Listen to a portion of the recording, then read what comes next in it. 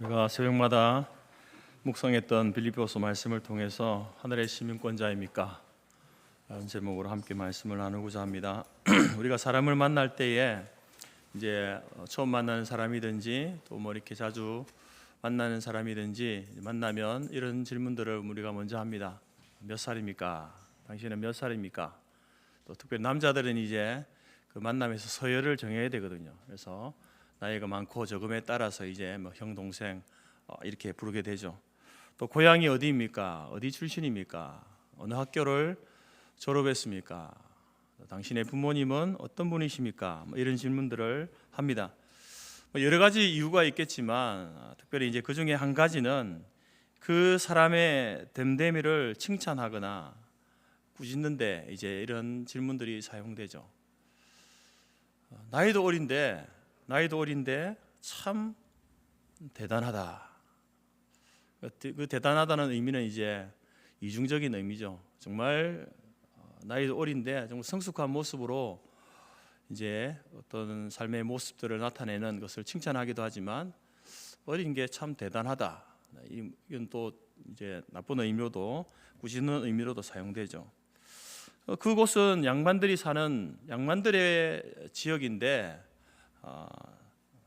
당신도 여전히 그런 예의 범절이 바른 모습이군요. 칭찬하기도 합니다. 당신을 보니 당신의 부모님이 정말 훌륭한 분이신 것을 알겠습니다. 이런 이제 답들을 하게 되죠. 그래서 우리는 이제 이러한 어떤 칭찬이나 혹은 비난할 때에 이런 질문들을 하곤 하고 또 듣기도 합니다. 그렇지만 이제 우리가 그리스도인으로서 또 우리에게 성경은 우리에게 이런 질문을 합니다. 당신은 하늘의 시민권자입니까? 땅의 시민권자입니까? 이런 질문을 합니다.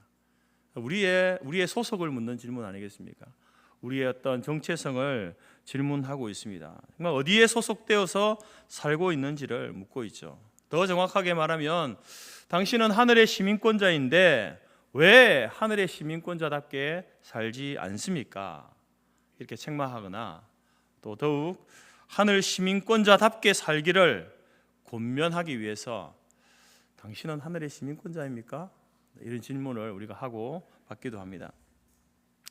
지난해 기준으로 우리 한국에 이제 외국인으로서 한국에 귀화를 허가받은 외국인들이 대략 234만 명 정도 된다고 합니다. 중국인, 또 베트남, 태국인 순으로 이렇게 되는데 그들이 한국 국적을 취득한 이유를 보게 되면 뭐 가족 관계나 혼인 등으로 이제 한국 국적을 취득하고 또 이제 취업, 경제적인 이유 때문에 왔다가 취업을 해서 왔다가 또 한국 국적을 취득하기도 하고 또 이제 유학을 와가지고 공부를 하다 보니까 더 이제 오랫동안 또 오랜 기간 동안 더 공부하고 싶어서 아예 한국 국적을 취득하는 경우도 있었고 또 이제 한국 와서 이제 여러 가지로 살다 보니까 한국 문화와 생활 방식에 익숙해져서 이제 한국인으로 한국에서 사는 것이 좋겠다 해서 이렇게 국적을 바꾸는 사람들이 있습니다. 그래서 이제 이들은 이제 우리 대한민국의 국적을 받고 시민권을 가지고 되었고 국가의 보호와 혜택을 받으면서 살고 있습니다. 물론 이제 권리와 의무도 이렇게 감당하면서 말이죠. 그들 가운데 86% 정도가 이제 한국 생활에 만족한다. 또 한국인이 된 것을 자랑스러워한다라고 이렇게 이야기했습니다. 그들의 출신은 외국인입니다. 외국에서 태어나서 외국의 혈통이지만 그러나 한국에서 살면서 여러 가지 이유로 왔다가 이제 한국 국적, 한국의 시민권을 선택한 소위 말해 어떻게 보면 이제 이중 국적을 가지게 된 사람들이죠. 물론 뭐 그들 가운데는 이제 자기 나라의 국적을 포기하고 우리나라 국적을 택한 사람도 있을 것이고 또 요즘은 이제 이중 국적을 이렇게 허용하지 않습니까? 그래서 그 나라 국적을 가지고 있으면서 또 대한민국 국적을 가지게 되는 그런 경우도 있습니다. 오늘 여러분 우리가 성경을 보게 되면 그처럼 우리도 이 땅에 살고 있는 이 땅의 시민권자입니다. 그러면서 그리스도인들은 이 땅의 시민권자이기도 하지만 그러나 하늘의 시민권자다라고 이렇게 말하고 있습니다. 그래서 모든 그리스도인들은 바로 이중 국적자죠. 하늘의 시민권자이면서 이 땅의 시민권자입니다.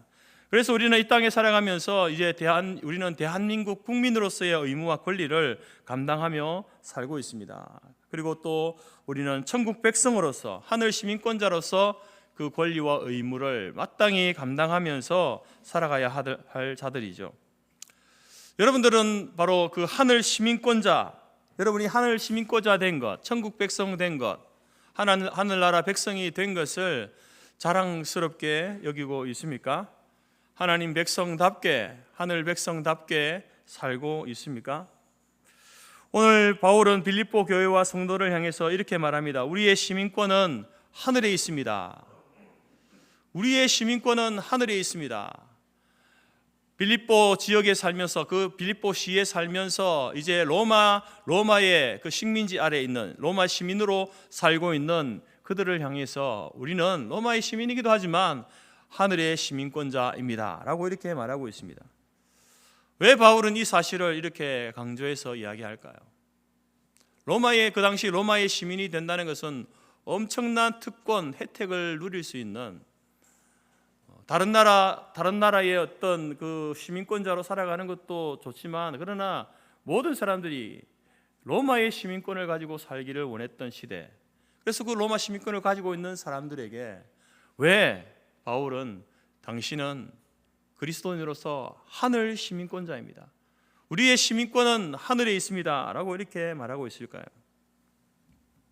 왜 성경은 오늘 우리를 향해서도 당신은 이 땅에 살고 있지만 하늘나라 시민권자입니다 이렇게 우리에게 말하고 있을까요? 오늘 이 말씀을 통해서 두 가지 중요한 사실을 우리가 함께 나누기를 원합니다. 바울이 그렇게 말하고 있는 첫 번째 이유는요, 바로 그 당시 빌립보 교회와 성도들, 그리고 오늘 저와 여러분을 향해서 당신이 하늘나라 시민권자임을 잊지 말라는 겁니다. 하늘나라 시민권자임을 한순간도 잊지 말고 기억하며 살 것을 우리에게 말하고 있는 것입니다. 여러분, 당시 빌립보 이 도시는 이제 로마가 정한 핵심 군사 기지입니다.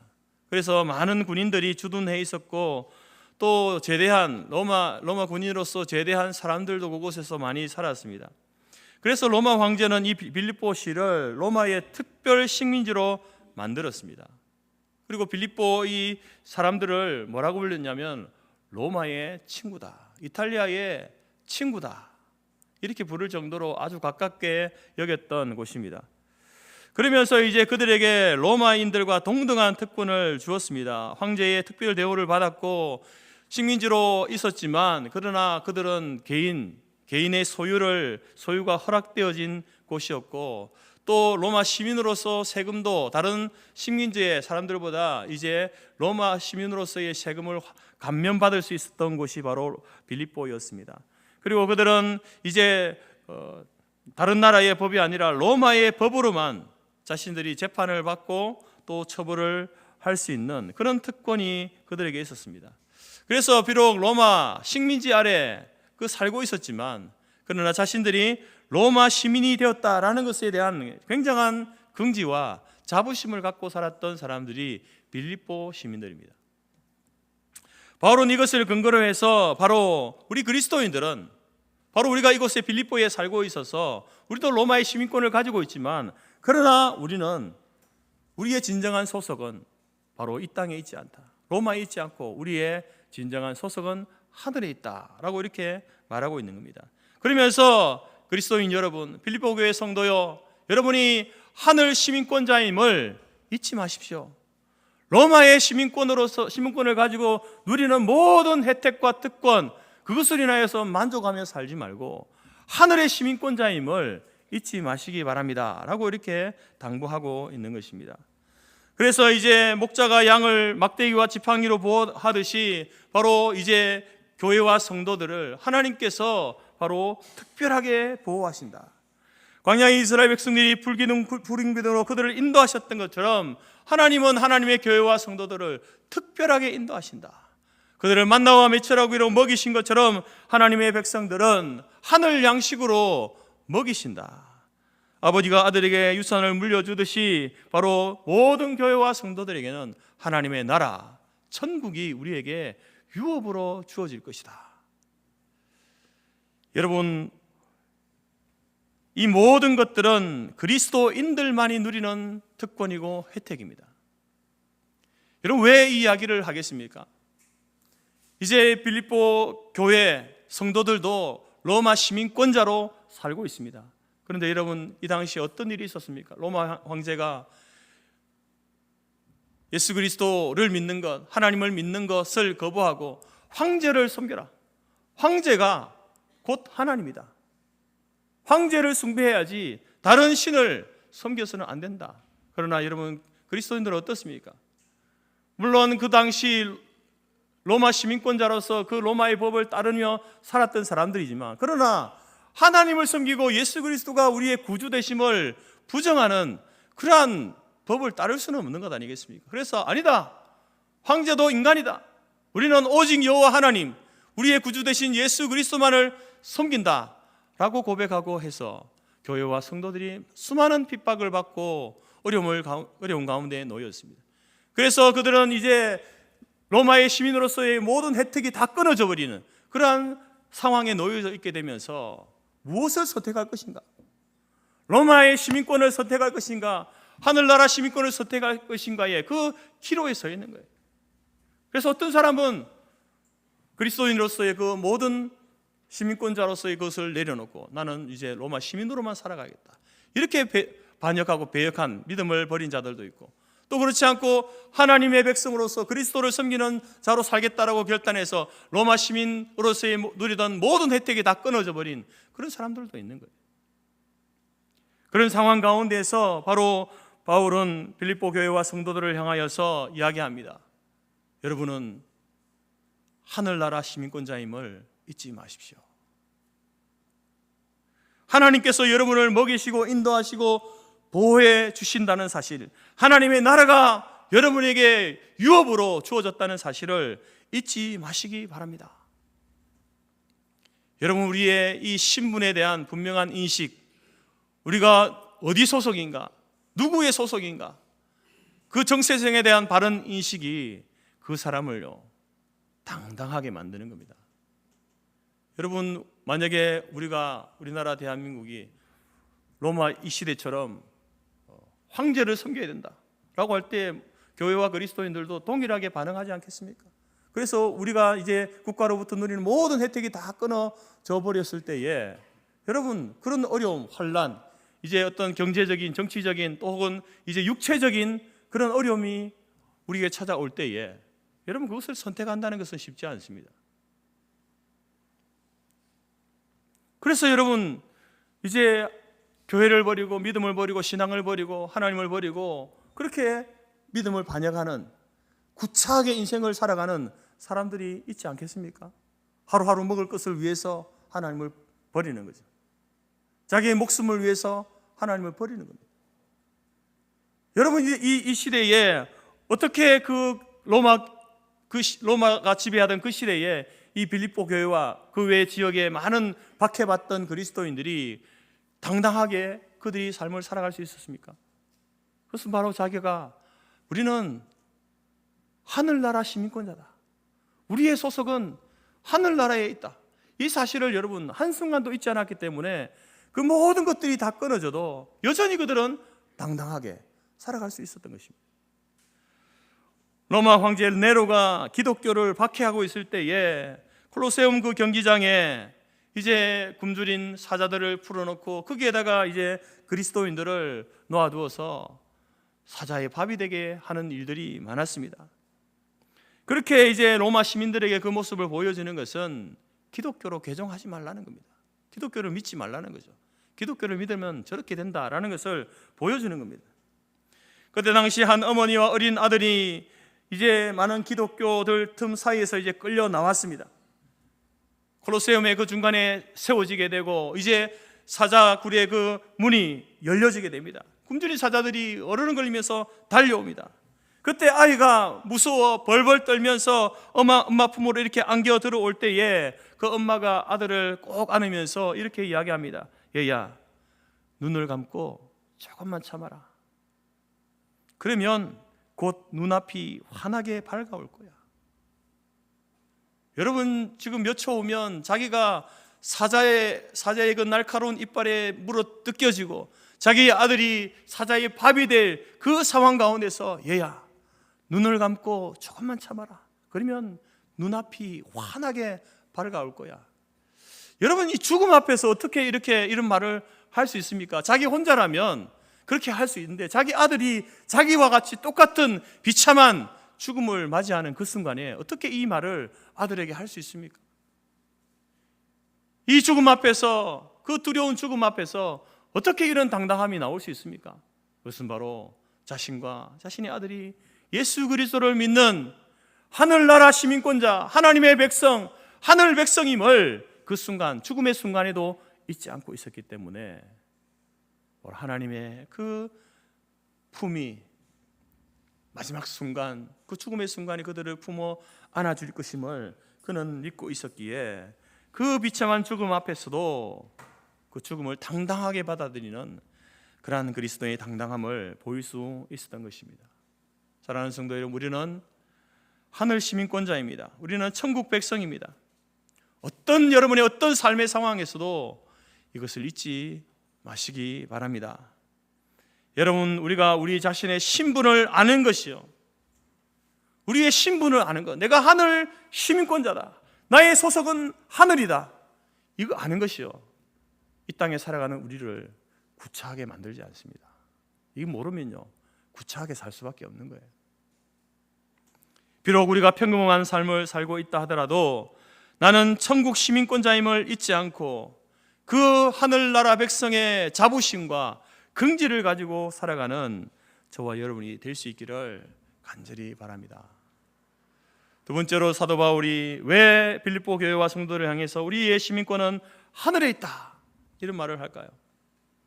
그것은 바로 하늘 시민권자답게 살아라는 겁니다. 하늘 시민권자임을 잊지 않고 기억하는 것과 더불어서 하늘 시민권자답게 살아라, 이것을 바울은 이야기하고 싶은 거예요. 왜냐하면 여러분, 빌립보 교회 안은요 그렇지 못한 사람들이 있었기 때문에 그렇습니다.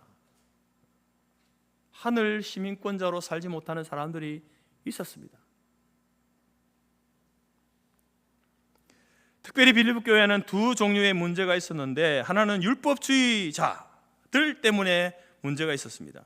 그리고 또 하나는요 반율법주의자들, 무율법주의자들 때문에 문제가 있었습니다. 이 율법주의자들은 어떤 사람이냐면, 우리가 예수만 믿어서는 구원을 못 받는다, 율법도 지켜야 돼요. 그 율법 가운데 특별히 할례를 행해야만 우리가 구원을 받을 수 있다라고 주장하던 사람들이었습니다. 예수만 믿어서는 구원을 못 받는다는 거예요. 구약의 백성들이 할례를 받은 것처럼 우리도 육신의 할례를 받아야만 구원을 받는다라고 이렇게 가르쳤던 거짓 교사들이 있었고, 또 그것을 따라가는 사람들이 있었습니다. 또한 반대로 무율법주의자들은 어떻습니까? 그들은 이제 예수로 말미암아 예수님의 십자가의 대속의 사건을 통해서 우리의 영혼이 구원을 받았다, 우리의 영혼이 구원을 받았으니 우리가 육체를 가지고 살면서 어떤 죄를 범한다 하더라도 그 죄를 범하는 그것이 우리의 구원에 아무런 영향도 미치지 않는다. 그래서 우리가 쾌락주의 혹은 반도덕주의적인 삶을 살더라도 크게 문제가 되지 않는다라고 주장했던 사람들입니다. 여러분, 이 두 극단, 율법주의자들과 반율법, 무율법주의자들, 이러한 가르침, 거짓된 가르침들이, 복음에 대한 오해로 인하여 생긴 이 가르침들이 교회 안에 있었고, 또 교회 안에서 그것을 따라가는 사람들이 있었던 거예요. 그래서 그들을 향하여서 하늘 시민권자답게 살아라 라고 이렇게 이야기하고 있는 겁니다. 여러분, 예수님을 믿는 것 외에 우리 어떤 행위, 우리의 어떤 선한 행위가 더해져야 구원을 받을 수 있다라고 말하는 율법주의는요 참으로 위험한 것입니다. 왜냐하면 예수님의 십자가의 대속의 사건이 부족하다고 말하는 거잖아요. 예수님의 십자가의 사건만으로는 우리가 구원을 받을 수 없고, 거기에다가 우리가 어떤 선한 행위를 우리가 더해야만 우리가 구원을 받을 수 있지. 예수님의 십자가만으로는, 십자가의 죽음과 부활만으로는 어떻게 구원을 받느냐. 우리가 구원받을 만한 뭔가 우리의 행위도 있어야 되지 않느냐라고 이렇게 가르치는 것이죠. 안타깝게도 로마 가톨릭이 그런 공로를 주장하지 않습니까? 공로를 쌓아야 된다는 거예요. 공로를 쌓아야 돼요. 이에 못지않게 무율법, 반율법주의자들도 참으로 위험한 잘못된 복음을 오해한 가르침이죠. 예수 그리스도의 십자가를 믿는 자들에게 값없이 거저 주신 은혜, 그게 구원 아닙니까? 예수님의 십자가의 죽으심과 부활하심으로 우리에게 값없이 주어진 것이, 은혜로 주어진 것이 구원인데, 그 구원을요, 이 무율법주의자들은요 아주 값싼 것으로 만들어버리는 거예요.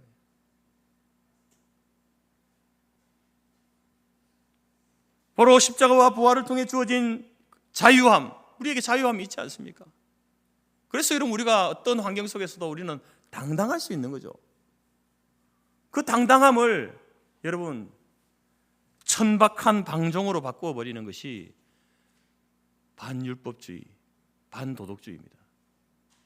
우리 영혼이 구원받았으니까, 영혼은 이미 구원받았어. 그리고 육체는 사실 어떻게 해도, 어떻게 사용해도 별 크게 문제가 되지 않아. 여기에서 쾌락주의, 반도덕주의가 나오는 거예요. 그 당시 로마 시대에 여러분은 얼마나 타락한 모습들이 있었습니까?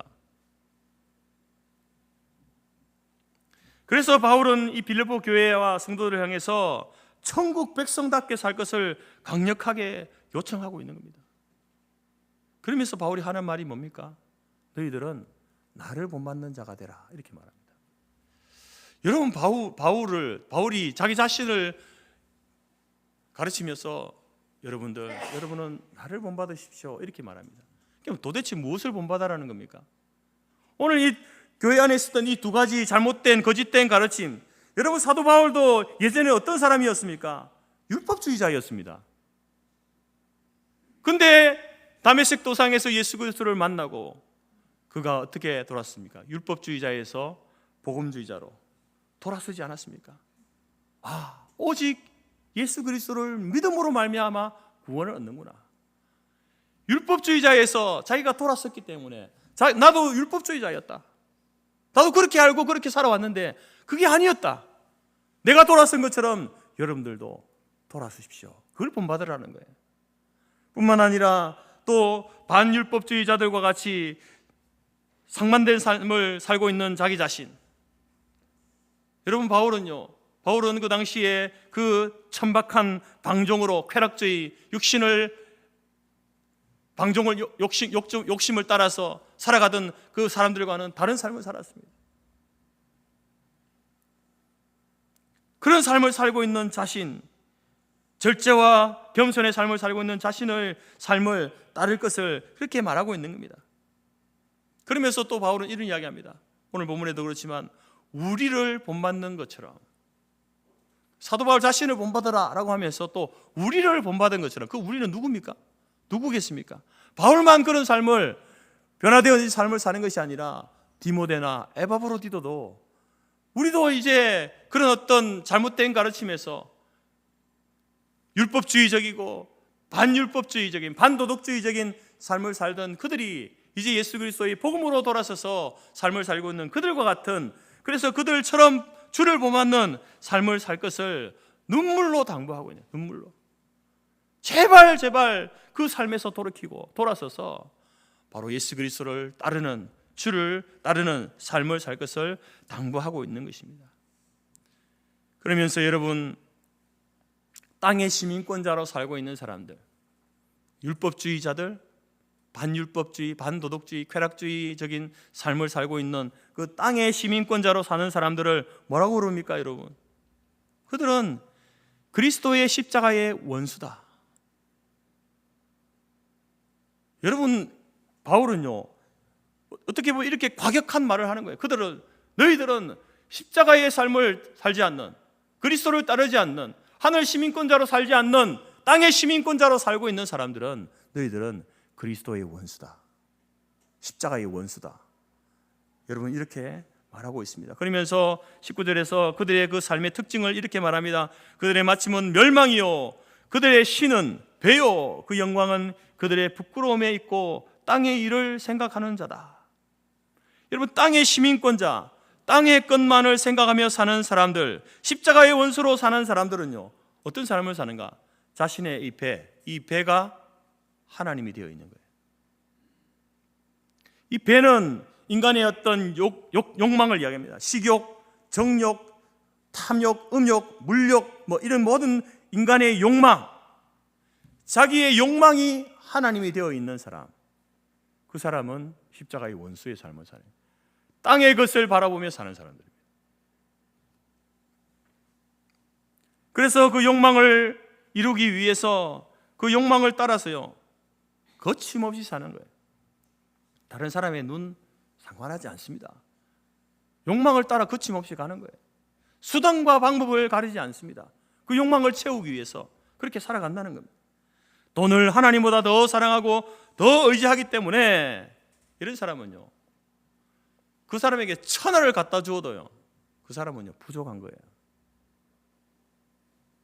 늘 불만과 불평으로 살아가는 거죠. 부족하다. 내가 가진 것이 부족하다. 1,000원을 갖고 있으면서도 부족하다고 생각하는 거예요. 그러나 바울은 자신이 비록 감옥에 갇혀 있는 신세이지만 뭐라고 이야기합니까? 나는 자족함의 일체의 비결을 배웠다. 내가 가난에 처하나 풍부에 처하나 나는 자족한다.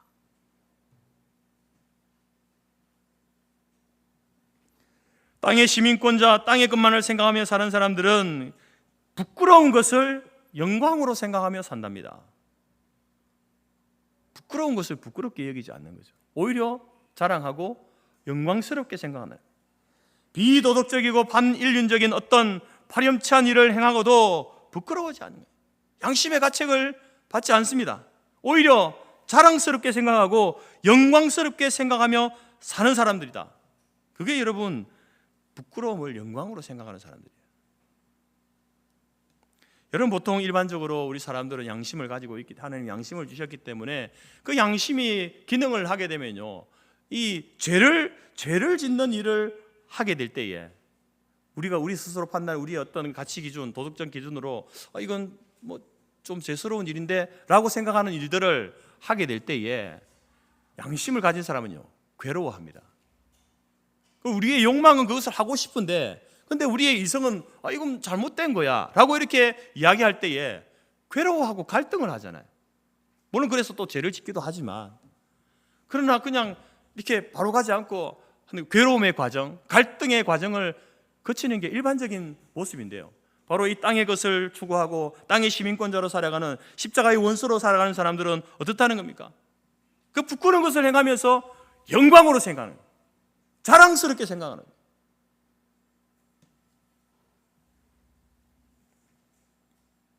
혹시 여러분들이, 우리의 기준은 하나님 말씀이고 성경이니까 말씀의 기준에 따라서 하나님 우리에게 요구하시는 것을 행하지 못할 때에, 내 어떤 욕망을 따라서 뭔가를 행할 때에 여러분들의 어떤 괴로움이나 갈등이 없다고 한다면, 여러분, 우리는 어쩌면은 우리는 하늘의 시민권자로 사는 것이 아니라 땅의 시민권자로 자신의 배를 채우는 일이, 자신의 배가 하나님이 되어 있는 그런 자일지도 모르겠습니다. 또 땅의 시민권자, 땅의 것만을 생각하며 사는 사람들은요, 땅의 일만 생각하며 사는 사람들이다. 이 땅의 일이 뭐겠습니까? 육신을 쫓는 거죠. 육신을 쫓는 사람들을 이야기합니다. 육신의 일을 더 좋아하는 사람이죠. 땅의 일에 엄청난 애착을 가지고 있는 사람, 자기가 지금까지 일궈놓은 그것에 대한 엄청난 애착을 가지고 있는 사람. 여러분, 이런 사람들의 자랑은 뭘까요? 이런 사람들의 자랑은 뭐겠습니까? 이런 사람들은요, 자기가, 나는 내 인생은 나는 빈손으로 시작했다. 그런데 지금 나는 100억대의 자산가가 되었다. 그게 자랑입니다. 그것밖에 없어요. 나는 결혼해가지고 월세에서 시작해가지고 전세, 그리고 20평, 50평, 지금 내가 나이가 이렇게 되어서 나는 이제 100평대 아파트를 내가 강남에 있는 아파트를 장만해서 내가 살고 있다. 그게 자랑입니다.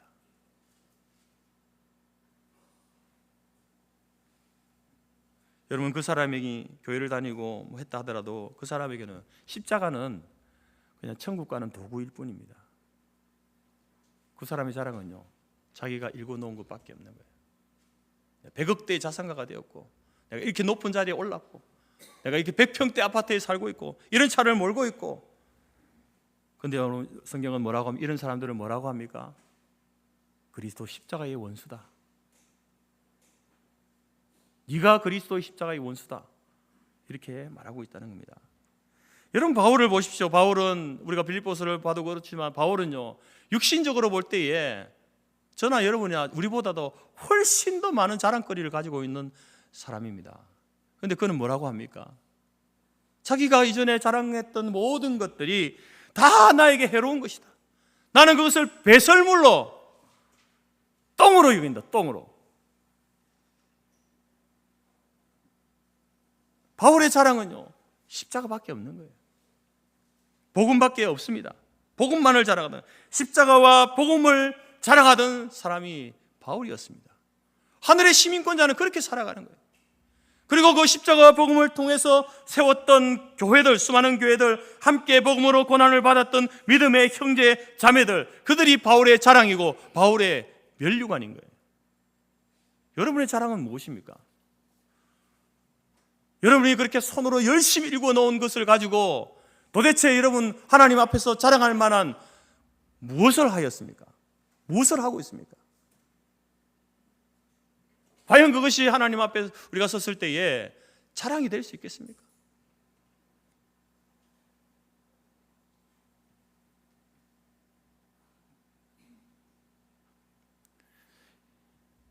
여러분, 국제시장 오래된 영화이지만 보셨지 않습니까? 그 마지막에 남자 중에 황정민 씨가 이제 이렇게 할아버지가 되어가지고 마지막에 이제 나오는 장면이 뭐냐면 이렇게 자기가 이제 독백으로 이야기하죠. 아버지, 나 잘 살았죠? 이런 이야기를 하잖아요. 아버지, 나 잘 살았죠? 가족을 건사하고 또 동생을 돌보고 한 그 피난을 나와가지고 이렇게 살아 자신의 그 삶을 돌아보면서 아버지, 나 잘 살았죠? 이렇게 스스로에게 또 아버지에게 질문하잖아요. 여러분, 우리는 우리의 삶을 돌아보면서 하나님 앞에 섰을 때 하나님, 나 잘 살았습니까? 하나님의 시민권자로 내가 잘 살았습니까?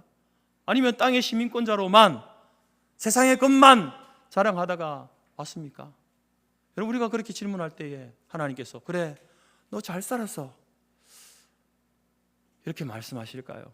아니면 아니야, 너 십자가의 원수였어 이렇게 말씀하실까요? 사랑하는 성도 여러분, 우리는 십자가를 알고 복음을 믿는 사람들입니다. 여러분은 천국 백성 하늘 시민권자답게 살고 있습니까? 아니면 아직 여전히 땅의 시민권자로 십자가의 원수로 살고 있습니까? 여러분의 삶은 어떻습니까? 1950년대 미국의 흑인 인권을 주창했던 마틴 루터 킹 목사님, 그분이 워싱턴 시가지를 지나고 있을 때에 흑인 청소부가 청소를 하는데 막 불평을 늘어놓으면서 하는 거예요. 그래서 그 루터 킹 목사님을 보고 이렇게 말합니다. 목사님, 내가 이 백인들의 집이나 청소하고 백인들이 어질러 놓은 이 길이나 청소하며 내가 이렇게 살아야 되겠습니까? 이렇게 살아야 합니까? 그렇게 이야기할 때에 그 목사님이 이런 이야기를 했습니다.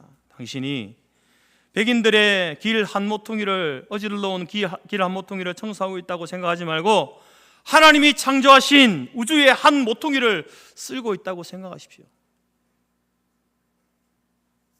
비록 청소하는, 길거리를 청소하는 일일지라도 노예 근성을 가지고 일하는 것이 아니라 자신이 누구인지를 알고 자신이 하는 일이 천국 백성답게 감당할 때에 그런 인생이 가치 있고 그런 인생이 인간다운 삶이다라는 것입니다.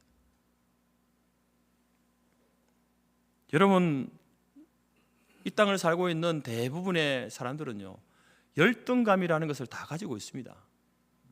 열에 8, 9은 다 가지고 있겠죠. 어떤 사람은 외모에 대한 열등감이 있는 분들이 있죠. 근데 그 외모에 대한 열등감이 그 사람의 얼굴을요 괴물로 만들어버리는 시대가 되었습니다. 연예인들 중에 보면 이제 제가 볼 때는 제 기준에서는 원래 얼굴이 더 매력적이고 예뻤는데 이제 거기다가 이제 이렇게 막 주사를 자꾸 놓는 거죠. 주사를 자꾸 맞아가지고 얼굴이 이상하게 변해버린 그런 사람들을 볼 때 참 안타까움이 많습니다. 물론 여러분 뭐 좀 예뻐지기 위해서 이렇게 좀 올리고 뭐 당기고 뭐 하려면 뭐 주사도 좀 맞고 해야 되겠죠. 뭐 그걸 자체를 제가 뭐 하지 말라 이렇게 말하지는 않습니다. 그런데 지나치게 거기에만 집착하는 거예요. 그리고 옛날에 얼굴이 없어져 버린 거예요. 다른 사람이 되어버린. 이 외모에 대한 열등감이 그 사람을 그렇게 바꿔버리는 거죠. 배움에 대한 열등감을 가진 분들도 있습니다.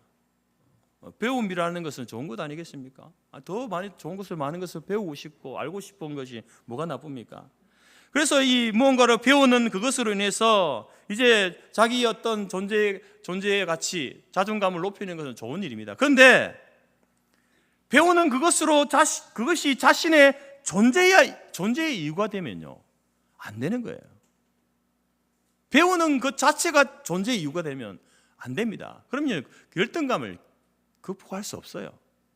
자존감을 가질 수 없습니다. 왜냐하면 이 세상에는요 나보다 더 많은 지식을 가지고 있는 사람이 얼마나 많은데요. 여러분이 박사학위를 가지고 있다 해도 박사학위가 뭐 박사라고 해서 모든 것을 다 압니까? 자기가 전공한 분야 그것도 아주 작은 그 분야에 대해서 박사지 다른 분야에서 박사입니까? 아니잖아요. 나보다 훨씬 더 많은 박사학위를 가지고 있는 뛰어난 사람들 많은데 그런 사람들과 비교했을 때에 우리가 열등감을 가지고 그리고 열심히 공부하고 열심히 지식을 쌓는 거 필요하지만 그러나 그것이 존재의 이유가 되면 안 되는 거예요. 소유에 대한 열등감을 가진 분들도 있지 않습니까? 여러분은 어떤 열등감을 가지고 있습니까? 열등감이 만약에 여러분에게 있는 열등감이 여러분 자신을 발전시키고 여러분의 삶을 좀 더 생동감 있게 만들어주는 열등감요 괜찮습니다.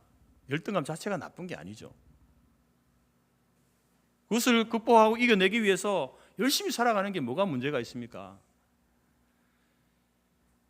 근데 그것이 오히려 나의 자존감을 떨어뜨리고 나답지 못하게 살아가게 한다면 그런 열등감은요 치료받아야 할 병입니다. 특히 여러분 환경적인 요인, 육체적인 한계들로 인한 열등감이 우리로 하여금 하늘 시민권자로 살아가는 우리의 삶을 망친다면 큰 낭패죠. 이 세상에는 그래서 두 종류의 사람이 있습니다. 세상에 휩쓸려 다니면서 십자가의 원수로 사는 사람들, 땅의 시민권자로만 살고 있는 사람들, 땅의 것만 바라보고 있는 사람들, 그리고 이 세상에 살지만 그러나 천국 백성, 하늘 시민, 십자가에 사는 사람으로 사는 사람들, 이 두 종류의 사람이 있는 거예요. 십자가의 원수로 사느냐, 십자가의 사람으로 사느냐, 땅의 시민권자로만 사느냐, 하늘 시민권자로 살아가느냐. 여러분은 어떻습니까? 이 땅에 살고 있지만 하늘 시민권자임을 기억하고 하늘 시민권자답게 살고 있습니까? 여러분 오늘 바울은 우리에게 이야기합니다. 한순간도 여러분이 하늘 시민권자, 천국 백성임을 잊지 마시기 바랍니다. 어떤 순간에도 여러분의 존재, 여러분의 정체성이 하나님께 속해 있다는 사실을 잊지 마십시오. 그래야 여러분 우리의 삶에서요 좀 몸이 약하고 좀 가난하고 좀 못 배워도 좀 높은 자리에 오르지 못해도요 당당할 수 있는 거예요. 왜? 내가 하나님의 백성이고 하나님의 자녀인데 하늘의 그 놀라운 구원을 내게 부어주셨는데 내가 그거 좀 부족하다고 해서 뭐 그렇게 내가 대수냐, 꿀릴 거 뭐가 있냐, 당당할 수 있는 거예요. 심지어 죽음 앞에서도 당당할 수 있는 겁니다. 그리고 여러분 천국 백성답게 자신을 지키면서 여러분 하늘나라를 사모하며 살아갈 수 있기를 바랍니다. 오늘 말씀해 보게 되면 이렇게 말하죠. 우리의 낮은 몸을 자기의 영광의 몸의 형체와 같이 변하게 하신다. 우리는 그리스도를 기다리는 자로서 그리스도를 기다리면서 바로 우리의 이 낮은 이 몸이 영광의 몸으로 변화될 그날을 기다리며 사는 거예요. 지금 좀 우리가 낮은 곳에 살고 좀 없이 살고 부족하게 살고 고난과 역경과 환난 가운데 육체의 연약한 가운데 내가 있어도 여러분, 이것이 우리의 인생의 종국이 아니라 우리의 마지막은 영광의 몸의 형체와 같이 변하게 될 하늘 시민권자로 살아가게 되면 그 소망을 가지고 살기 때문에 당당하게 살 수 있는 겁니다. 지금의 내 모습이 나의 모습이 다가 아닌 거예요. 그래서 여러분, 천국 백성답게 자신을 지키면서 하나님의 나라를 사모하며 기다리며 살아가는, 그래서 우리 모두가 영광의 형체로 변화되게 될 그 날을 사모하며 살아가는 하늘 시민권자로서의 삶을 살아가는 우리 교회와 모든 성도들이 되시기를 주님의 이름으로 축복합니다. 기도하겠습니다. 하나님 아버지, 감사합니다. 우리의 신분을 하늘 백성으로, 천국 백성으로, 하늘 시민권자로 우리를 변화시켜 주셔서 감사합니다. 우리의 존재가 하늘에 속해 있음을 한순간도 잊지 않게 하시고, 또한 하늘 백성답게 이 땅을 살아갈 때에 환경적인 것에, 육체적인 것에, 그 모든 외부적인 것들에 인하여서 주눅들지 않고 당당하게, 담대하게 살아갈 수 있도록 도우시고, 또한 비록 우리가 지금은 누리지 못하고 가지지 못하고 오히려 핍박과 환난 가운데 우리가 놓여 있다 할지라도 우리의 이 낮은 몸을 영광의 형체로 변화시키실 그 날을 사모하며 하늘 시민권자로 살아갈 수 있는 우리 교회와 모든 성도들이 될 수 있도록 인도하여 주옵소서. 예수님의 이름으로 기도드립니다. 아멘.